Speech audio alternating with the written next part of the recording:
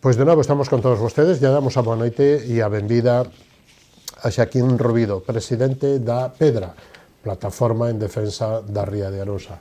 Moi boa noite, benvido. Boa noite. Bueno, estábamos falando de que facía tempo que non viña a este plató, entre outras cousas porque durante a pandemia non fixemos este tipo de programas. Pero sí son noticia de vez en cando, non? Antes de entrar na Pedra, na plataforma e na ría de Arousa, me gustaría poñerlle en riba da mesa tres temas de actualidade que lle puxen algún dos invitados anteriores e a ver que digamos que o primeiro que se lle veña á cabeza. Fai un ano estábamos de eleccións en Galicia, 18 de febreiro. Que lle ven á cabeza ahora mesmo? Bueno, continuidade, ¿no? No goberno da Xunta. Situación en Madrid, fiscal xeral do Estado, toda esta presunta corrupción, presunta historia, está afectando isto ou afecta a imaxen de país? Supoño que sí, que toda a información que es tanto real como ficticia, porque eu non sei deslindar ese terreo, pois logo que... Os tribunais xa dirán o que digan. Efectivamente, todo eso evidentemente afecta a imaxe, ¿no? Do Estado español neste caso, ¿no? Últimamente, bueno, se veñen incrementando as agresións nos centros hospitalarios, digamos que os cuadros médicos e os cuadros sanitarios. Isto, que reflexión merece? Bueno, supoño... Estamos todos cabreados ou que? Supoño que, desde logo, é un indicador de malestar, ¿no? E eu entendo que ese malestar débese a cando se tensa unha corda, cando hai poucos medios para satisfacer as necesidades sociais, en concreto en sanidade, pois que dúbida cabe que esas tensións acaban aflorando, ¿no? E acaban, bueno, afectando, en este caso, ao sector máis débil, que son o persoal sanitario, ¿no? Lóxicamente. Entón, pois, bueno, eu creo que é un indicador de malestar, de preocupación para o conxunto da sociedade, debería ser, porque a sanidade é un valor colectivo importantísimo, ¿no? Para o futuro. Hoxe anunciaba a conselleira de Vivenda, María Martínez Allegue, que a Xunta concederá avais sobre o 20% da hipoteca para compradores de pisos protegidos e principalmente da xuventude, ¿no? Este problema da vivenda que, digamos que ven sendo noticia nos últimos meses, como lle parece isto a vostede ou como valora esta situación do plan de vivenda da Xunta ou da situación da xuventude? Bueno, é preocupante, en primeiro lugar, porque é algo que afecta a calidade de vida das persoas, da maioría das persoas que teñen un salario medio pois baixo, digamos así, e, por tanto, o alugueiro é algo que determina a fracción do salario que te queda disponible para outras actividades, ¿no? Entón, todo o que sexa, pois, controlar o alugueiro e, en ese sentido, pois, determinar as cidades como zonas tensionadas, pois, podría ser un instrumento para baixar os alugueiros e para, evidentemente, influir no mercado da vivenda, ¿no? Tamén a outra vía, lóxicamente, é a vivenda pública. É algo que se debería de retomar, posto que, según a información que eu teño, é algo que se tiña abandonado, ¿no? Todo o que sexa incrementar o número de vivendas públicas a disposición, sobre todo da xente nova, é algo que vai favorecer ao conxunto da sociedade. Que é a plataforma? Que é a Pedra? Que é a plataforma? Pois non sei moi ben, é realmente algo milagreiro, ¿no? Porque podríamos decir que temos xa 25 anos de vida, ¿no? E algo que é produto da vontade da xente, ¿no?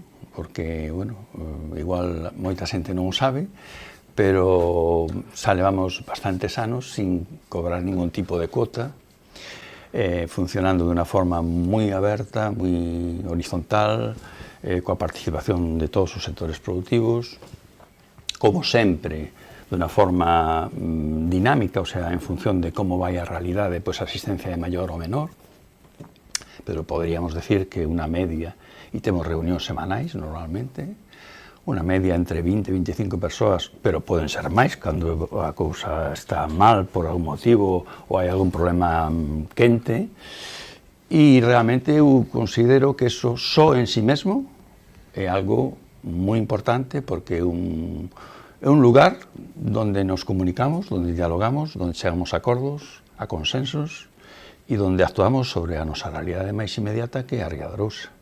E iso é moi importante, porque se fai democráticamente, porque se fai escoitando a todo o mundo, porque ali está persoas que poden votar cousas totalmente distintas, pero están, e iso é moi importante, e iso é un valor en sí mismo, porque é o valor do diálogo. Como resumiría os 25 anos de cando se constituye, nos obxectivos, non nos feitos, nin nas, senón aí, non nos chega o que nos queda de ano, non? Pero nos feitos, nos obxectivos polos que nace a plataforma, e a día de hoxe, non sei, canto quedou no camiño, canto variou o camiño, ou se o obxectivo sigue sendo o mismo porque non se conseguiu, non sei canto. Bueno, surde, como todos os televidentes saben, a raíz dun conflito que hubo, ficais moitos moi novos non o saben, que hubo en concreto no Porto de Vilagarcía, no Peirao de Ferrazo, que había un proxecto que xa está executado, que é o dos depósitos chamados depósitos de Ferrazo, que eran depósitos de hidrocarburos. Con isto foi unha especie de aldabonazo na conciencia de multitude de xente, sobre todo de xente do sector do mar, fundamentalmente cofradías e bateiros, e iso provocou unha alarma social grande e provocou un estado de alerta e de motivación para participar na vida pública, amosando un rechazo total a ese proxecto. Eso deuse de fronte, tanto con un concello do Partido Socialista como con unha autoridade portuaria do Partido Popular e un presidente da Xunta, que daquela era Manuel Fraga, que todos, os tres, estaban de acordo cos seus matices nese proxecto. Entón, a pesar deso, a pesar de enfrontarnos, por decirlo de unha forma, políticamente falando, a sectores importantes da sociedade, o que se valorou é que o que se defendía era bo para o conxunto da sociedade, non a cor política dos que estaban en eses cargos en ese momento, que podían ser outros.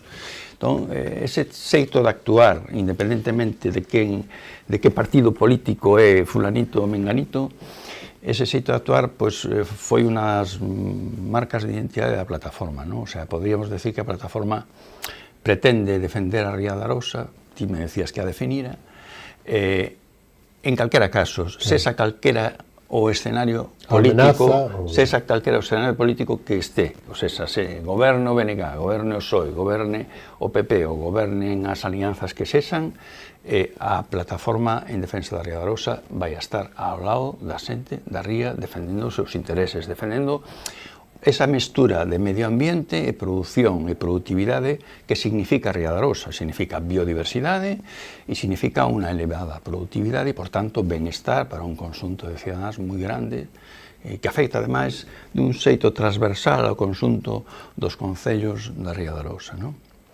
Que é unha población importantísima e nestes nos 25 anos, é dicir, había problemas, hai 25 anos había problemas de saneamento. Sí. Hoxe sigue habendo problemas de saneamento. Sí. Digamos que cales son as amenazas que ten hoxe a Ría?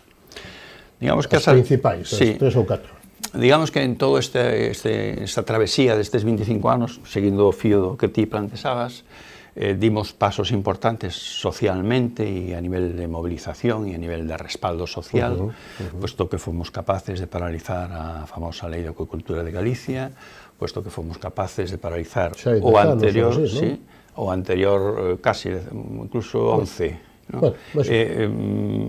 Fomos capaces de paralizar o proxecto inicial da mina de Touro, que agora temos outro que é o mesmo, e fomos capaces de denunciar a xestión dos peles, en concreto, desde o noso punto de vista unha xestión errada, tanto por parte do Estado como por parte da Comunidade Autónoma, e fomos capaces de tecer alianzas, como en concreto tanto coa plataforma de mina de Touro Pino non, como coa plataforma Ulloa Viva, que está detrás da oposición ao proxecto da celulosa de Altri en Palas de Rei.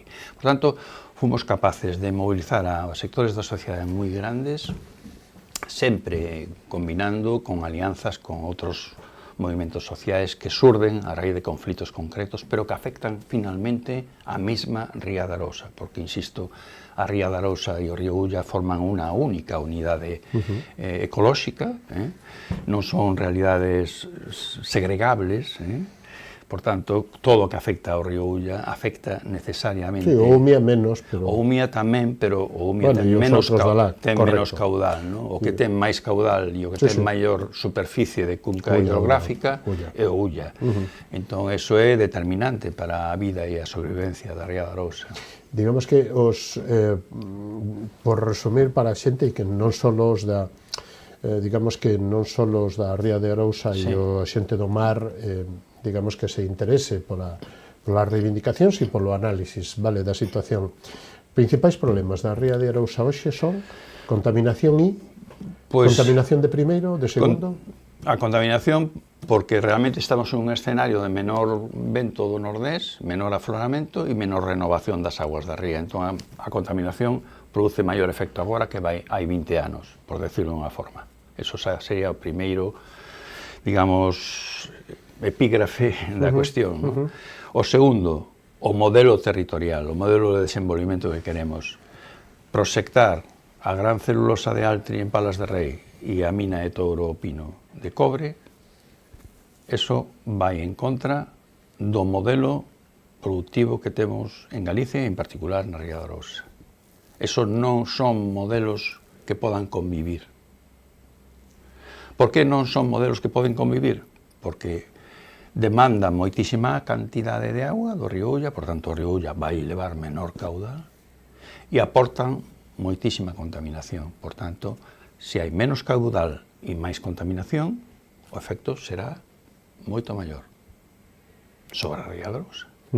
E como xa estamos mal, debido a isto que acabo de decir, porque hai menor afloramento, como consecuencia do que decía, hai menos vento do nordés, e o vento nordés o que fai é que baleira as aguas superficiais da ría cara fora, cara a mar aberto, e ese baleirado das aguas superficiais provoca que entren as aguas frías e profundas. Ese cambio a que... Eso é un cambio, evidentemente, derivado do cambio climático, entendemos. O sea, é algo que se ven producindo, se ven estudiando desde fai tempo, que se foi... Hai datos. Hai datos. No tema do vento hai datos. Efectivamente, hai datos que nos constatan... últimos 20 e pico de anos, 30 anos... que constatan que hai un descenso progresivo tanto en frecuencia como en intensidade.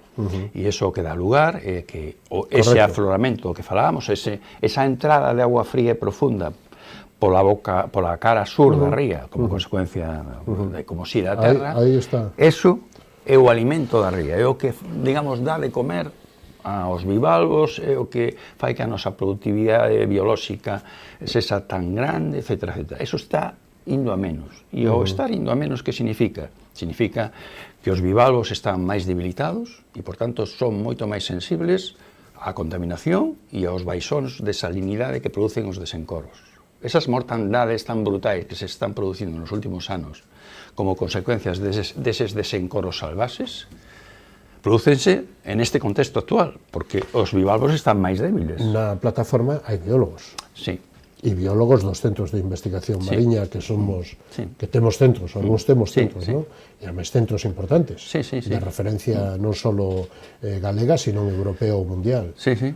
Que datos aportan pola mortandade ou que datos manexan pola mortandade principalmente de bivalvos e marisco? O sea, a mortandade, o que estou dicindo é que os desencoros están afectando de unha forma moi seria. Pero, por exemplo, no Ulla non hai.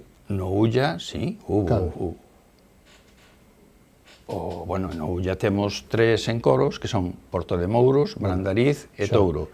Ese sistema de 3 encoros, que teóricamente se concederon esas concesións para demodular o cauce do río, o sea, para evitar precisamente que se produciera o que se está producindo, eso está producindo mortandades grandes, en concreto en Rianxo, na cofradía de Rianxo se produciron mortandades moi grandes no ano 2023 e creo recordar que no ano 2024. Entonces, esas mortandades que se producen e que se están producindo tamén, aí nada se produciu en a Ría de Noia. Sí, aí entendo máis, pero esta parte sí que non a entendía. Sí, de feito... Non por poñerlo en duda, sino... Son mortandades moi grandes precisamente porque os bivalvos ao estar débiles, digamos, non teñen enerxía de abondo como para soterrarse nos areais e son máis facilmente asequibles pola auga doce, por decirlo de forma. Eses baixós de salinidade que producen os desencoros se producen sin ter en conta se a marea está alta ou está baixa. Entón, cando está baixa, eses desencoros producen esas mortandades tan terribles. O lapsus sobre Ulla, sobre os desencoros de Ulla.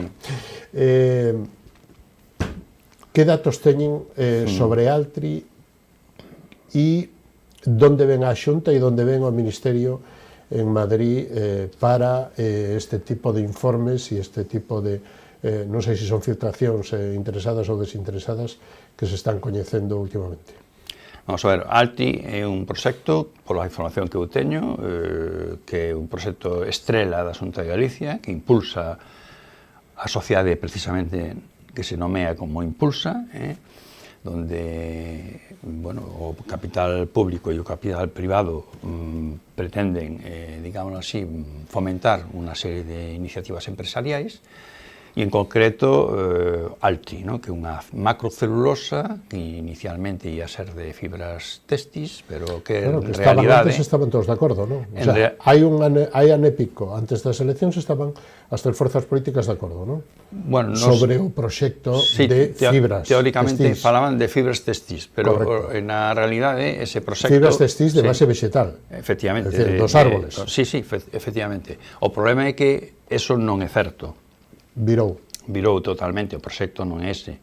O proxecto é a produción basicamente de pasta de celulosa, ou seja, unha celulosa tradicional, maioritariamente, e logo falan de que nunha segunda fase farían fibra téxtil no caso de que decidiran mercar a como se chama, a patente, ¿no? Para poderla fabricar. En calquera caso, este proxecto é un macroproxecto que afecta de unha forma rotunda ao encoro de Porto de Mouros, porque detrae dese encoro un volumen de agua diario moi importante, en concreto 46.000 metros cúbicos día, e bota ao encoro de Porto de Mouros, non exactamente o encoro de Porto de Mouros, sino 2 kilómetros un pouco máis para arriba, máis ou menos, 30.000 metros cúbicos día de agua contaminada, non é agua de beber, é agua contaminada. Se fora agua de beber, reutilizarían a agua. Está demostrado que as celulosas non poden reutilizar a agua precisamente porque botan unha gran cantidad de contaminación. Por tanto, esa gran cantidad de contaminación va a afectar ao que xa está actualmente degradado, que é o encoro de Porto de Mouros, e, por ende, ao conxunto do río Ulla. Agua que está contaminada non só con produtos químicos, nitratos, fosfatos, sulfatos, hidrocarburos aromáticos policíclicos, etcétera, sino tamén porque hai unha contaminación térmica. Botan eses 30.000 metros cúbicos día a 27 grados centígrados. Esta subida de temperatura, que significa que vai a diminuir a cantidad de oxígeno disolto no encoro de Porto de Mouros, como cando ti quentas a pota de agua en a cociña, ves como vai saindo burbullas, ese oxígeno vai escapando da agua e iso vai favorecer ese proceso que xa se dá actualmente na época estival no encoro de Porto de Mouros, que se coñece como eutrofización, ou sea, esa presencia de cianobacterias, presencia masiva de cianobacterias. Estes organismos, que son os organismos moi antigos, do comezo da existencia deste planeta, que son precisamente responsables de que teñamos unha atmósfera con oxígeno, porque producen oxígeno. Estes organismos son, digamos, oportunistas, ¿no? Cando se dan as circunstancias para que se multipliquen, eles se multiplican de unha forma moi importante, ¿no? Como bacterias que son. Entonces, ¿esto qué significa? Significa que vamos a subir la temperatura a 27 grados centígrados, 30.000 metros cúbicos día a 27 grados centígrados, y una gran cantidad de nitratos e fosfatos, que son os dous componentes, con pouca presencia de oxígeno, que van a favorecer ese crecemento de cianobacterias que va a contaminar o conxunto do río Ulla.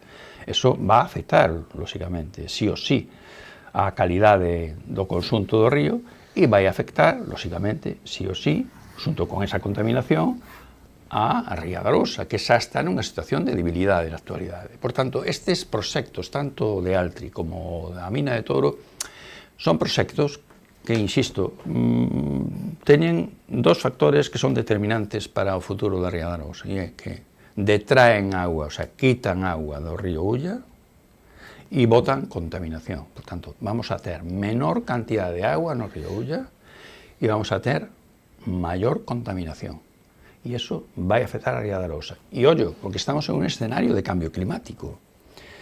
E a perspectiva, e están aí os datos, son oficiais, e os estudios, as prospeccións que hai, por exemplo, do Ministerio de Transición Ecolóxica, o último informe que do ano 2017, establece claramente para Galicia Costa, o informe do CEDEX, que as precipitacións van a ir a menos de 2010 a 2100, que é o estudio que fan, van a ir a menos en calquera dos escenarios de cambio climático que se dea. O sea, tanto se hai medidas de mitigación de gases de efecto invernadoiro como se non as hai. A precipitación vai ir a menos. Digámoslo así, as condicións térmicas, a evaporación de agua vai ir a máis. Todos os factores nos falan, podríamos seguir relatando, todos os factores que hai en riba da mesa dos estudios científicos sobre a prospección cara ao futuro inmediato relacionado co cambio climático, nos falan de que o río Ulla vai a ter menos agua. Se antes xa decíamos que vai haber menos agua porque Altri e a mina de Touro detraen agua e botan contaminación, e o escenario do cambio climático é que o río Ulla cada vez tendrá menos agua, cal vai ser o futuro? Totalmente negro.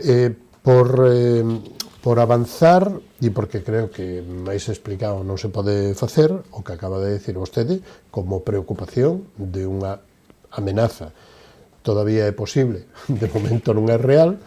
A cuestión, a Xunta ten 24 de 27 informes, faltan varios informes, pero tamén falta o Ministerio de Madrid, e falta de que, digamos que esta normativa que a Xunta dice que é a máis exigente da Unión Europea, ou unha das máis exigentes, como pode ser que a Unión Europea, o Ministerio de Madrid e a Xunta de Galicia poidan subvencionar con unha parte importante de 250 millóns ou os que sean ao final, unha empresa que poida xerar este tipo de contaminación. Permíteme simplemente un inciso con relación ao que estaba dicindo antes. Non só vai afectar a Ría da Arousa, vai afectar a algo tamén moi importante para o conxunto dos cidadáns que nos están vendo da Ría da Arousa, e é que 145.000 habitantes da Ría da Arousa son consumidores de agua potable, 11 concellos que toman do río Ulla. Esa agua vai estar contaminada. Desde a Ribeira hasta Villarte. A estación potabilizadora que potabiliza esa agua non ten capacidade para tratar eses contaminantes. Por tanto, vamos a beber agua de moita menos calidade. E unha calidade que vai a afectar a saúde pública. Eso temos que decirlo. Eso era coñecido, sí, vamos. Claro. Entón, no que se refere aos informes... Bueno, non só os informes, sino que tres administracións das máis importantes, Xunta, Goberno de Madrid e Unión Europea, poidan non só autorizar, senón que ademais premiar subvencionando. Sí, vamos a ver, aquí hai varios aspectos a analizar. Varios aspectos a analizar. En primeiro lugar, eu analizaría o primeiro aspecto. Aquí o que analizaré vostede. O tema da transparencia. O sea, unha cosa é filtrar informes e outra cosa é transparencia na información ao informativa, público. Nós que somos parte afectada, que somos alegantes, non temos ningún tipo de información pública. A nós non se nos transmitiron eses informes, pero sí se filtraron os informes. Por tanto, hai deduzo o último de Augas de Galicia, non? Eu deduzo racionalmente que hai unha intencionalidade, non? De crear un estado de opinión e que hai unha intencionalidade que eu entendo que se... Filtra, entendemos que filtra a Xunta, vostedes entenden que filtra a Xunta, Augas de Galicia ou a empresa? Eu creo que é a Xunta, ten que ser a Xunta, porque a empresa, por agora, non se lle deu traslado dos informes, ou non se lle debería, porque é parte afectada. O sea, é a Xunta, o organismo público, que ten que emitir eses informes os ten que emitir os distintos departamentos da Xunta, aportarlos ao expediente e logo facer a tramitación global e informar ao conxunto dos sectores afectados. Non se está facendo así, por tanto, eu entendo que unha falta de honestidade e de legalidade.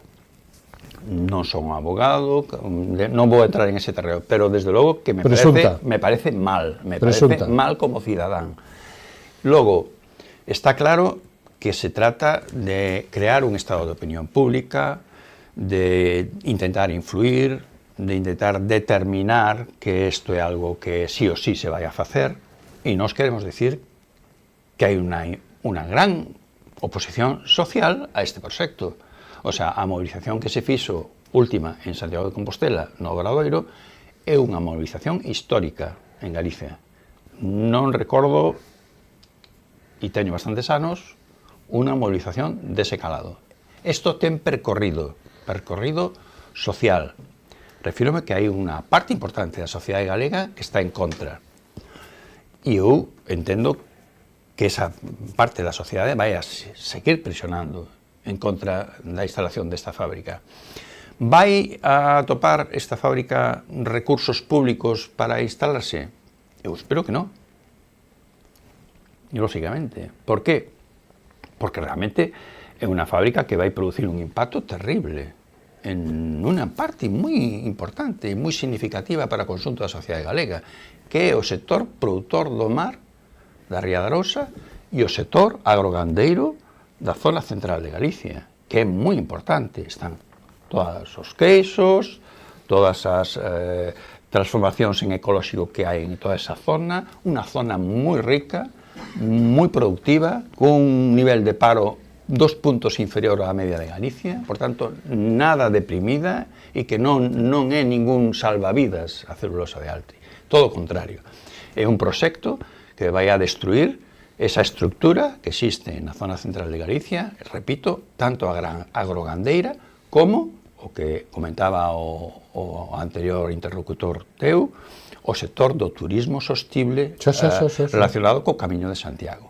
Eu entendo que todo eso vai a estar claramente afectado por este proceso. E a calidade das augas e a calidade de os mariscos e pescados, lógicamente, pues afecta a todo o mundo, non só o mariscador, sino que o turismo e a imaxe de Galicia. Efectivamente. A calidade dos produtos. Nós, cando defendimos a iniciativa legislativa popular no Parlamento de Galicia no mes de outubro, defendendo que o sector do mar tradicional fora declarado de interese xeral, dixémoslo claramente ao Partido Popular que votou en contra.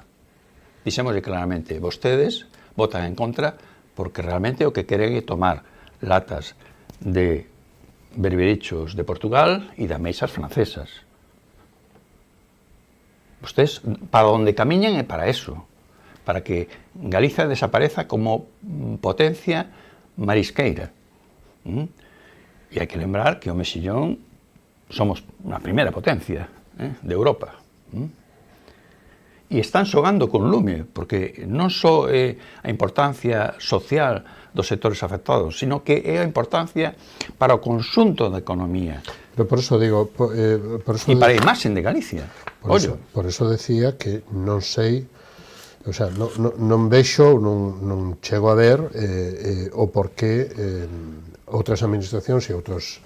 Porque hai técnicos que teñen que poñer a súa firmiña, non? Efectivamente. E hai 3 administracións implicadas, e son de colores distintos e intereses supoño que distintos. Hai a tramitación na que estamos agora é tramitación exclusivamente de competencia autonómica. O sea, logo entraríamos na fase do tema das subvencións europeas, etcétera, etcétera. Pero na fase na que estamos, que a competencia autonómica de realizar os informes de impacto ambiental, etcétera, etcétera, eso é exclusivamente da Xunta de Galicia, que na fase na que estamos. O outro virá despois, a continuación. Non? Pero entende que non virá. Bueno, porque nós entendemos que sería o vivíamos como un fraude para o conxunto dos galegos e galegas, tanto que lle dean permiso ambiental como que lle dean os cartos. Por qué? Porque entendemos que eses cartos podían ir adicados a cantidad de sectores que se precisa en Galicia, como por exemplo resenerar os bancos marisqueiros ou realizar un saneamento integral do saneamento da ría da Arousa. O sea, temos a ría máis productiva do mundo e non a cuidamos. Non estamos moi ben da cabeza. Os pés hai que telos no chan. Eu creo que o sector productivo do mar é algo que ten futuro e algo que é importante para o futuro, precisamente porque nos garantiza a soberanía alimentaria, porque son recursos que están en contra do cambio climático, porque fixan CO2, o carbonato cálcico das cunchas son CO2, por tanto son vectores que diminúen o cambio climático. En suma, é algo que ten futuro, que se sabemos xestionar, pois nos vai dar riqueza a todos e a todas, porque unha parte moi importante do PIB de todos os concellos da Ría da Arousa ten que ver co sector do mar. Pois é a nosa maneira de vivir. Efectivamente. E de ser, non? Efectivamente. Señor Robido, foise o noso tempo. Última intervención para decir o que vostede queira. Algo do que dixo, do que non lle preguntei, do que queira. O futuro está nas nosas mans. Os gobernos teñen un marxen de acción, pero a sociedade ten un marxen de acción moi importante e o temos demostrado. Eu creo que o camiño é seguir petando na mesa e impulsando o que temos, a Ría da Arousa, os seus sectores productivos e implementándoos e dándolles unha imaxe de futuro e resolvendo os problemas concretos que teñen. Temos que resolver a regeneración dos bancos marisqueiros e o saneamento integral da ría. Ese binomio, saneamento-regeneración dos bancos marisqueiros, é necesario facelo xa. E para eso se precisan cartos. E a Xunta non está dando eses cartos. Señor Robido, un placer contar con vostede nesta edición de Falemos. Hasta unha vindeira ocasión. Moitísimas gracias, moi boa noite. Pois moitas gracias a vos. E que os éxitos serán vos para todos, que sexan vos para todos, ¿no? Efectivamente, eso esperamos. Moitísimas gracias, moi boa noite. Isto foi todo o que nos deu de si esta edición de Falemos con Xaquín Robido, presidente da Pedra, con Jorge Cubela, alcalde de Cerdedo Cotobade, e con Xosé Manuel Merelles, director de Turismo de Galicia. A semana que ven, máis e mellor se é posible. Moitísimas gracias por estar aí, moi boa noite a todos.